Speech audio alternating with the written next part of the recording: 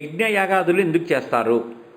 అగ్నిదేవుణ్ణి ఆవాహన చేసి దేవుళ్ళని సంతృప్తి పరచడానికి అగ్నిహోత్రం ఏర్పాటు చేస్తారు. రాగి పాత్రలో లేదా కుండలో పిడకలు పేర్చి కర్పూరం వేసి అగ్ని రాజేస్తారు. అగ్ని అనేది అధిష్టాన దేవత. హోత్రం అంటే హవిస్సు. అగ్నిలో భక్తిపూర్వకంగా మంత్రసహితంగా ఆయా దేవుళ్లకు స్వాహ అంటూ జారవిడిచే పాలు, అన్నం, నెయ్యి, మూలికలు మొదలైనవి హవిస్సులు. యజ్ఞం విష్ణు స్వరూపం. దేవతలకు మనకు సంధానం ఏర్పరిచేది హోమం.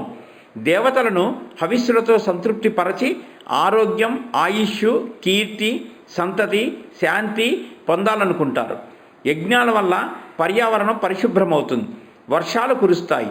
రోగ నిర్మూలక మూలికలు వేసి మండించడం వల్ల వ్యాధులు దూరమవుతాయి.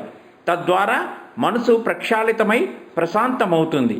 అత్యధిక సంఖ్యలో సాధువులు పాల్గొనే, అధిక ధనం ఖర్చయ్యే అతిరాత్ర యాగం, చండీ యాగం లాంటి మహాయాగాలే కాకుండా అందరూ చేయదగిన కొన్ని సంప్రదాయ ప్రక్రియలు ఉన్నాయి.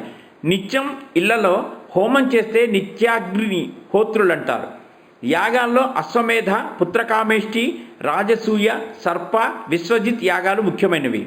పెళ్లిలో నవదంపతులు అగ్నిహోత్రం చుట్టూ 7 అడుగులు నడవడం, అగ్నిసాక్షిగా ఒక్కటవడం తెలిసిందే.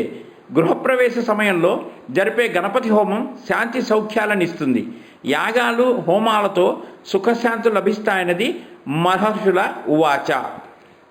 మల్లెపందిరి ఛానల్కి మీరందిస్తున్న ప్రోత్సాహం అనన్య సామాన్యం. మీరందరూ కొన్నంత బలం. మీరు దీనికి సబ్స్క్రైబర్ అవడమే కాకుండా షేర్ చేసి, లైక్ చేసి 10 మంది చేత కూడా దీనికి సబ్స్క్రైబర్స్ అయ్యేలాగా చూస్తున్నారు. దానితో ఈ మల్లెపందిరి ఛానల్ దినదినాభివృద్ధి చెందుతోంది. మీ అందరికీ హృదయపూర్వక కృతజ్ఞతలు. శుభం.